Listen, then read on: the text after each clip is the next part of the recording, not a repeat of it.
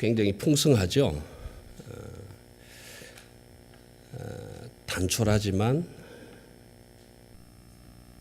자기 나름대로 빛깔과 색깔을 가지고 얼마나 뽐내면서 하나님 앞에 보란 듯이 섰을까 이런 생각을 해보면 제 모습이 너무 초라해 보인다 그런 느낌이 들어요. 많이 들으셨겠지만 이런 예화로 시작을 하려고 합니다. 두 분의 수녀님과 함께 환우의 가정을 방문해야 되는 상황이 생겨서 방문을 하러 가시는 등망 있는 어떤 한 신부님이 자동차 뒷좌석에 자리를 했는데 묘하게도 양쪽에 두 분 수녀님을 모시고 신부님이 가운데 앉으셨던 거죠. 굴곡이 심한 길을 자동차가 빠르게 달리다 보니까 이 몸이 이렇게 자꾸 쏠리지 않습니까? 이제 오른쪽으로도 쏠리고 왼쪽으로도 쏠리고 이렇게 쏠릴 텐데 그때마다 신부님은 이렇게 기도를 하셨다는 거죠. 평범한 신부 수녀님 쪽으로 몸이 기울어지면 주여 시험에 들게 하지 마옵소서.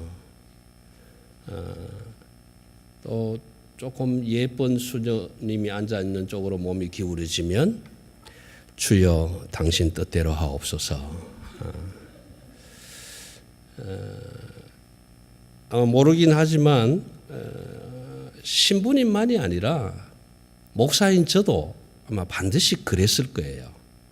차를 타고 가다가 좀 마음에 들지 않는 쪽으로 기울어지면 시험에 들지 말게 하옵소서. 또 좀 마음에 있는 쪽으로 기울어지면 주여 당신의 뜻이면 이렇게 아마 틀림없이 그랬을 거예요. 왜냐하면 사람은 누구나가 다 마음 가는 쪽에 관심이 있는 쪽에 마음과 관심이 쏠리기 때문에 그렇습니다. 여러분 그렇지 않습니까? 그냥 덤덤합니까? 만약 덤덤하고 어느 한쪽으로도 기울이지 않는다면 병원에 좀 가보셔야 돼요. 비정상이 아니에요. 여러분 성경을 저희 사랑의 교회는 그러지는 않을 것 같기는 합니다만은 성경을 가끔씩 펼쳐서 읽어보시는 분들이 있으실 거예요.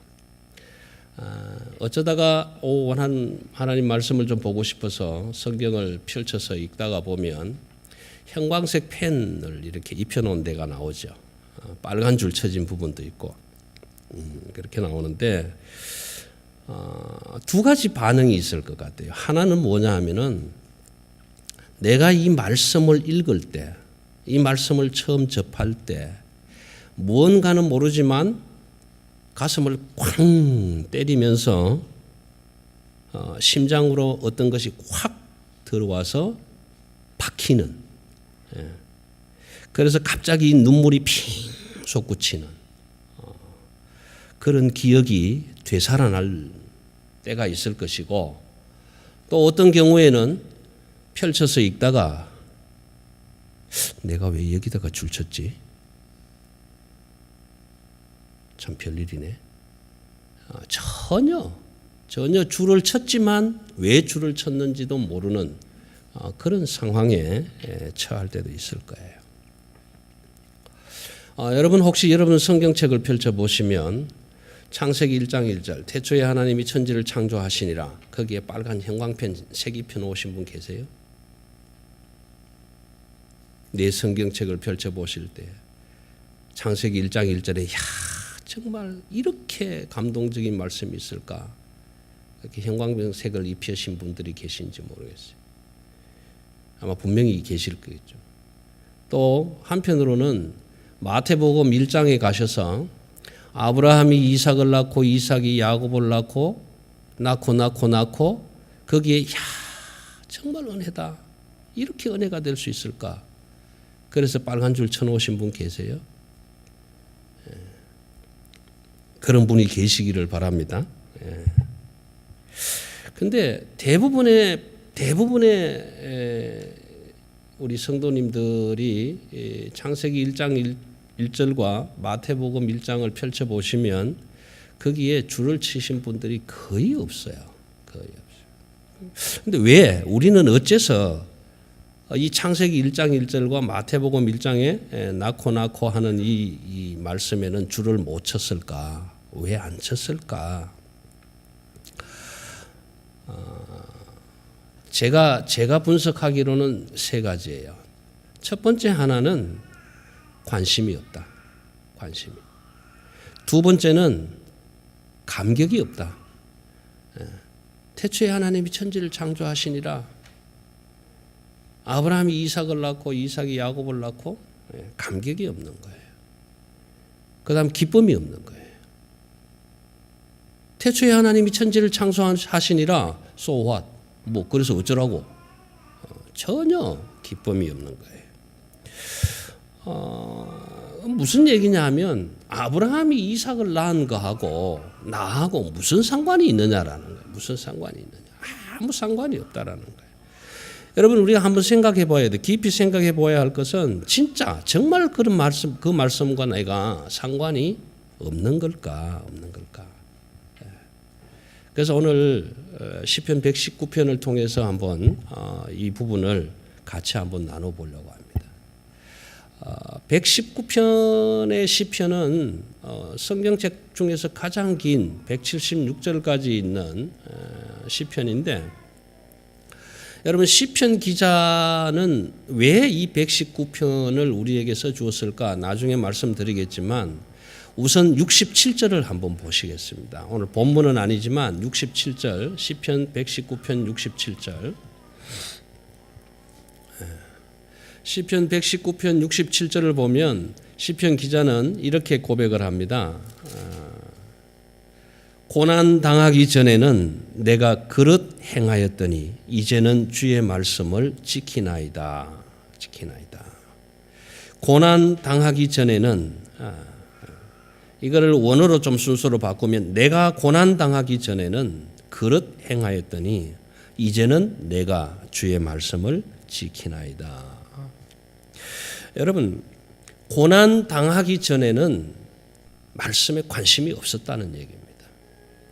시편 기자 역시도 죽음에 처할 만큼의 고난을 당하기 전에는 하나님의 말씀은 전혀 그게 나하고 무슨 상관이 있느냐. 아무 상관이 없다. 하나님이 천지를 창조하셨다. 그건 나하고 이따좀매라. 그건 상관없다. 아브라함이 이삭을 낳았다. 나하고 무슨 상관이냐. 아무런 상관이 없다는 거예요. 오늘 이 시편 기자도 아무런 상관이 없었던 사람입니다. 그런데 내가 고난을 당하기 전에는 말씀과 아무런 상관이 없었던 사람이었는데 그래서 그릇 행하였더니 여기에서 말하는 그릇 행하다라는 이 히브리어 원어는요. 내가 말씀에 관심이 없어서 관심을 가진 곳이 어디냐라고 한다면 유혹에 빠졌다, 나쁜 길로 행했다, 타락했었다라는 거예요. 이 표현이 그릇 행하였다라는 거예요.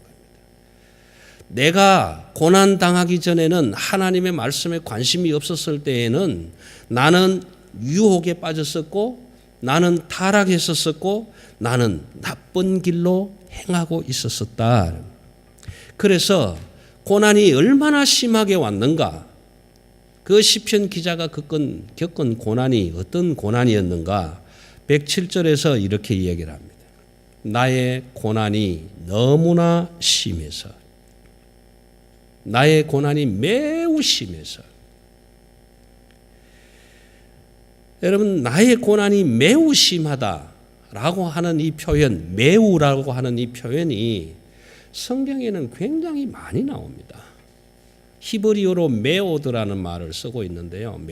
메오드라는 말을 쓰는데 두 가지만 한 예를 들어 드릴게요. 이 내가 겪은 고난이 매우 심하다 할 때 얼마만큼 심한 건가? 여러분 창세기 기사를 읽어보면 가인과 아벨이 하나님께 제사를 드리잖아요. 아벨은 양으로 가인은 곡물로 제사를 드리는데 하나님이 아벨의 제사는 받아주셨는데 가인의 제물은 받지를 않으셨어요. 여러분 한번 생각해 보십시오. 저와 여러분이 가인이라고 한다면 아니 내가 최선을 다해서 씨를 뿌리고 거둔 알곡들을 가지고 하나님께 예물을 드렸는데 하나님이 받아주시 않으셨다. 여러분 어떨까요? 그때 창세기는 뭐라고 기록을 하느냐 하면 가인이 심히 분하여 그때 그 가인이 심히 분한 모습을 메오드 오늘 이 시편 기자가 쓰고 있는 내 고난이 매우 심하다라는 이 매우 심함 같은 단어를 쓰고 있는. 그 다음 또 하나 다른 예를 들어드린다면 제 기억으로는 창세기 37, 8장, 4, 5장 이쯤 되려나 모르겠네요. 야곱이 베델로 가야 되는데 하나님과 약속한 땅 베델로 올라가야 되는데 세겜 땅에 머뭅니다. 세겜 땅에 머물러 있을 때 그 세겜 땅 도시를 구경하기 위해서 야곱이 둔 딸 디나가 시티 익스피리언스를 하죠. 세겜 땅에 나가서 구경을 하다가 결혼하지 않은 여인이 당해서는 안 될 아주 못된 일을 당하고 말죠. 그 일을 당한 사건을 이 오라버지들이 듣죠. 르우벤과 시몬과 레위와 이런 형제들이 다 들었어요. 다 들었는데 여러분 이것도 한번 생각해 보십시오. 내가 가지고 있는 내 누이가 또는 내 형제가 우연히 멜번 시티를 구경하러 나갔다가 당해서는 안 될 억울한 일을 당하고 들어왔다. 그러면 여러분들은 어떻습니까? 도대체 그 놈이 어떤 놈이냐고, 어느 놈이 그런 짓을 했느냐고, 아마 집에 있는 골프채, 야구방망이 있는 대로 다 들고 나가서 내가 이놈 그냥 잡기만 하면 그냥 없애버릴 거라고 아마 그런 분노로 뛰쳐나가실 수 있을 거예요. 그 야곱의 아들들이 자기 형제간의 한 사람이 그런 수치스러운 일을 당하고 들어온 사건을 이야기를 듣고 심히 분했다. 그때 사용하고 있는 단어가 이 단어입니다. 메오드라는 단어. 여러분 이 시편 119편의 기자가 얼마나 큰 고난이었다라는 것을 짐작할 수가 있죠. 그 다음 나타나는 것은 109절입니다. 109절에 보시면은 뭐라고 하느냐 하면은 나의 생명이 항상 위기에 있다. 나의 생명이 항상 위기에 있다라는 거예요. 여러분 이걸 좀 이 본문에 맞게 말씀을 드리자면 손바닥 위에 벌레가 얹혀 있는 것처럼 항상 내 생명의 누구에게 위협을 당하고 있는 그런 위치에 처해 있다라는 거죠. 저는 이 사건을 이렇게 해석을 했습니다. 피를 좋아하는 모기가 피를 빨기 위해서 이 팔뚝에나 다리에나 붙어 있는 상태. 여러분 모기가 팔뚝에 피를 빨기 위해서 붙어 있으면 여러분은 어떻게 하십니까? 참 잘 먹는구나. 많이 먹어라. 아우 착하다. 그러시겠습니까? 여러분 모기가 피를 빨기 위해서 팔뚝에 딱 붙으면 살그마니 주먹을 잡고 근육에 힘을 꽉 주면서 오른손으로 어떻게 합니까? 때릴 준비를 하죠. 그럼 이 모기의 입장은 내 생명이 항상 위기에 있다. 대단히 죄송하지만 며칠 전에 제가 게르지 앞에서 연습을 한번 해봤습니다.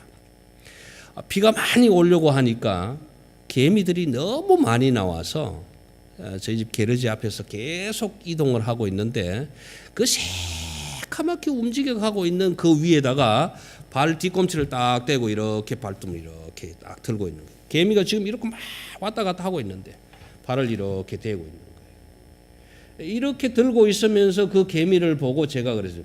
너희 생명이 항상 위기에 처해 있구나. 여러분 제가 이렇게 딱 누르기만 하면 그 밑에 있는 것들은 다 죽어버리는 거예요. 오늘 시편 기자의 생명이 항상 위험에 처해 있다는 이 표현이 그런 표현입니다.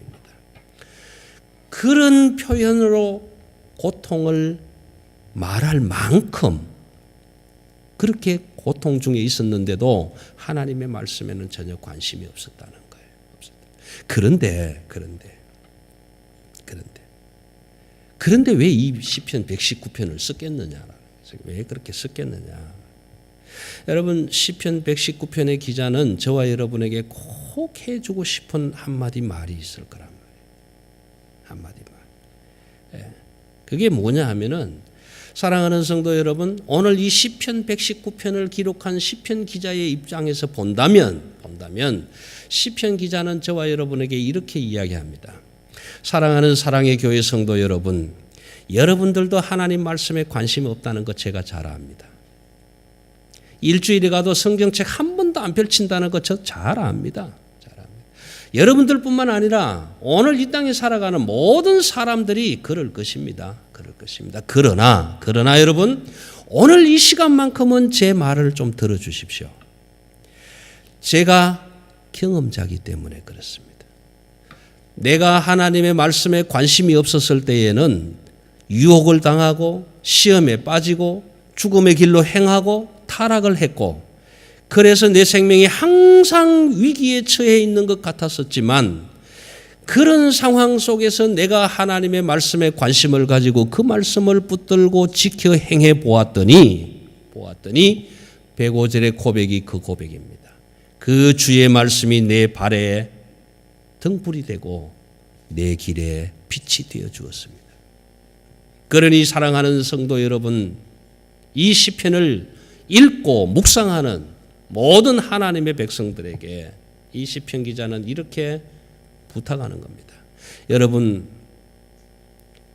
여러분은 저처럼 죽을 고통에 처해 있을 그때에 하나님의 말씀을 붙들지 말고 지금도 늦지 않았으니 하나님의 말씀을 붙들고 그 율례를 지키며 살아가 보십시오.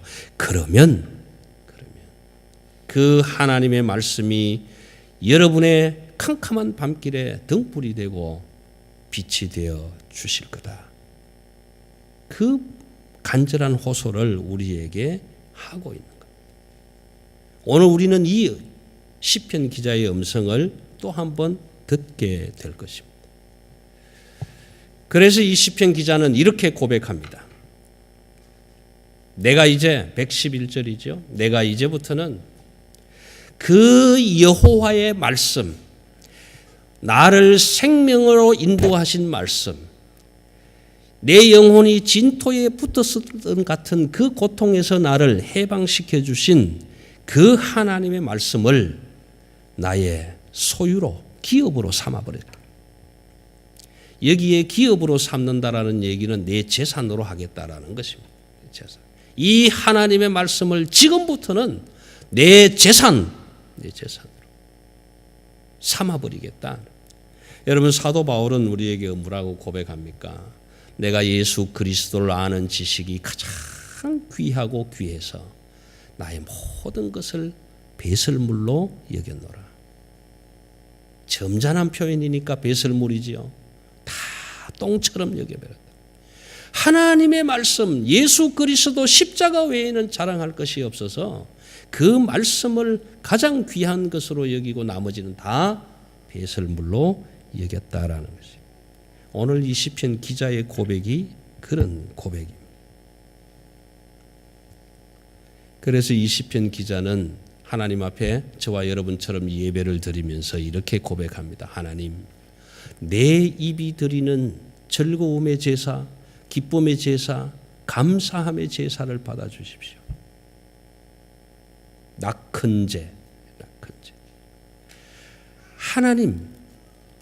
하나님이 베풀어 주신 그 사랑과 은혜에 감사해서 내 입으로 드리는 이 즐거움과 기쁨과 감사의 제사를 받아주십시오. 이 낙큰 제를 받아주십시오. 그리고 지금부터 다시는 주의 법을 잊지 않겠습니다. 잊지 않겠습니다. 여러분, 사랑하는 사람들, 아내와 남편, 부모와 자녀들, 또 연인들, 사랑하는 사람들 사이에서 가장 깊은 표식이 무엇일까요? 무엇을 보면 저 사람들이 사랑하고 있구나 느낄 수 있을까요? 사랑의 가장 뛰어난 표식은 관심입니다. 관심. 내가 어떤 사람에게, 내가 사랑하는 대상에게 관심을 가져주는 것만큼 큰 사랑이 없습니다.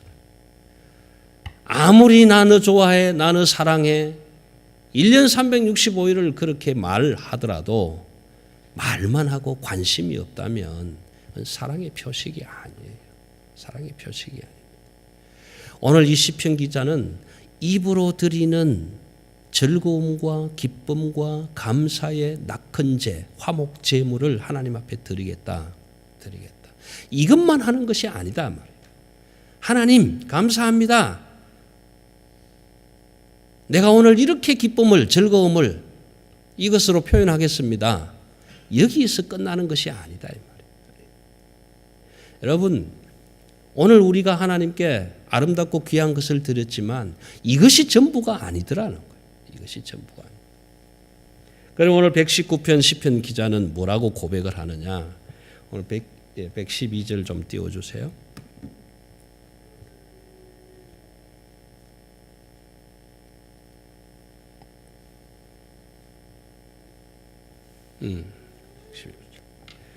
그럼 112절, 내가 주의 율례들을 영원히 행하려고 내 마음을 기울였나이다. 내 마음을 기울였나이다. 왜냐하면 그 주의 말씀이 너무나 기쁨을 주고 즐거움을 주고 감격해요. 그래서 오늘 시편 119편 기자는 마지막에 이렇게 고백을 합니다. 내가 입으로 드리는 낙헌제, 즐거움, 기쁨, 예물 이것만 드리고 끝내지는 않겠습니다. 그럼 어떻게 할 건가? 조금 희미합니다마는 나티티 리삐, 내 마음을 리삐, 내 마음을 나티티 기울였습니다. 내 마음을 기울였습니다. 내 관심을 하나님께로 향하겠습니다. 나티티 리삐, 내 마음을 내가 기울였습니다. 왜요? 왜 내가 내 마음을 기울였을까요? 무엇 때문에요? 라 아소트 후 케케, 라 아소트 후 케카. 여기 앞에 붙어 있는 라멕이라는 이 단어는 앞에서 전치사 역할을 합니다.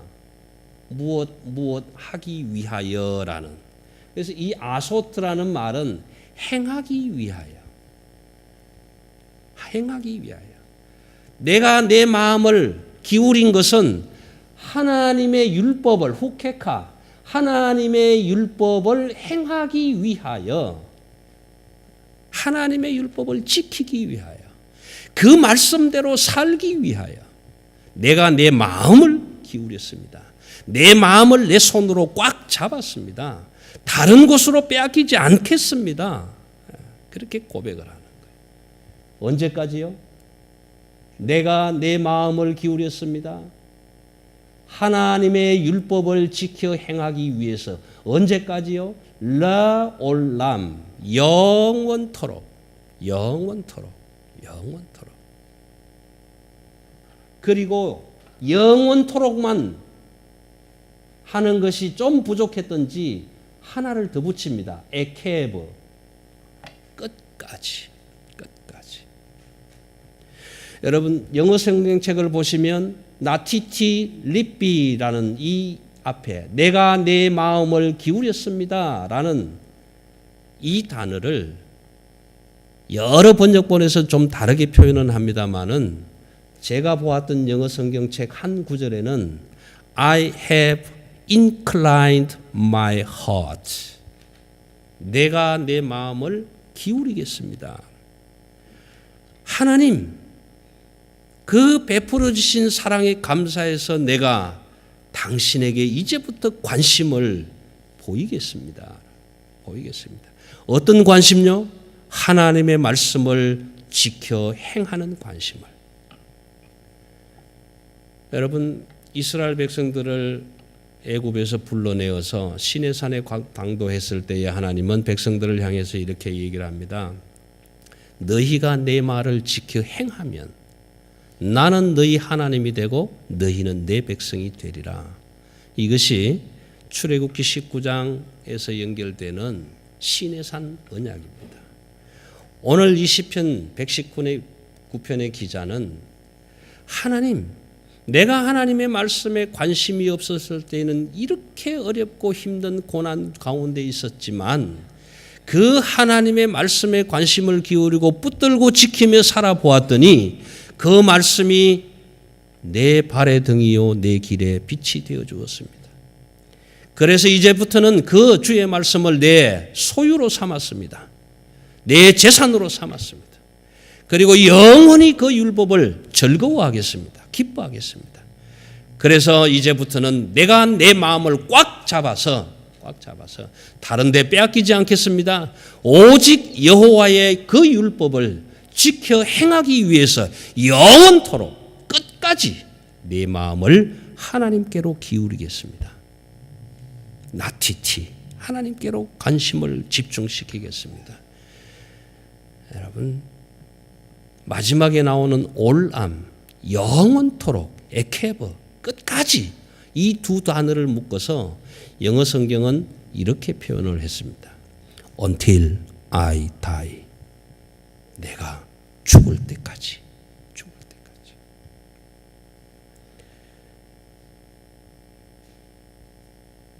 여러분은 어떻습니까? 오늘 저와 여러분이 추수감사절을 지키면서 오곡백과 풍성하게 누리게 하신 그 하나님의 사랑과 은혜를 감사하며 오늘 이 시편 119편 기자처럼 이제부터는 내가 그 주의 율법을 내 재산으로 삼아서 내 소유로 삼아서 그것을 빼앗기지 않기 위해서 영원토록 끝까지 내 마음을 하나님께로 꼭 묶어 놓겠습니다.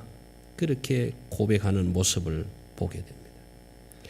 사랑하는 성도 여러분, 저와 여러분에게 베풀어 주신 그 하나님의 사랑에 우리는 어떻게 마음을 기울일 수 있을 것 같습니까? 우리는 하나님 앞에 이 시편 119편의 기자처럼 하나님, 내가 죽을 때까지 영원토록 끝까지 하나님의 말씀을 내 재산으로 내 소유로 삼아서 절대로 빼앗기지 않기 위해서 내 마음을 꽉 잡겠습니다. 그렇게 약속하실 수는 없을 겁니다. 아무나 할 수 있는 약속이 아니기 때문에 그렇겠죠. 그렇다면 저와 여러분이 할 수 있는 것이 무엇일까요? 119편 105절을 처음 말씀드리면서 이 시인의 간절한 마음을 담아 사랑하는 성도 여러분, 제발 성경을 좀 읽읍시다라고 부탁을 드렸습니다. 오늘 두 번째, 세 번째까지 다 같이 하겠습니다. 두 번째 부탁드리고 싶은 것은 여러분, 말씀을 읽고 듣고 묵상하는 것도 중요하지만 필사하십시오. 성경을 좀 써보십시오. 여기 아이들은 딕테이션이라고 얘기를 합디다마는 여러분 받아쓰기 해보셨습니까?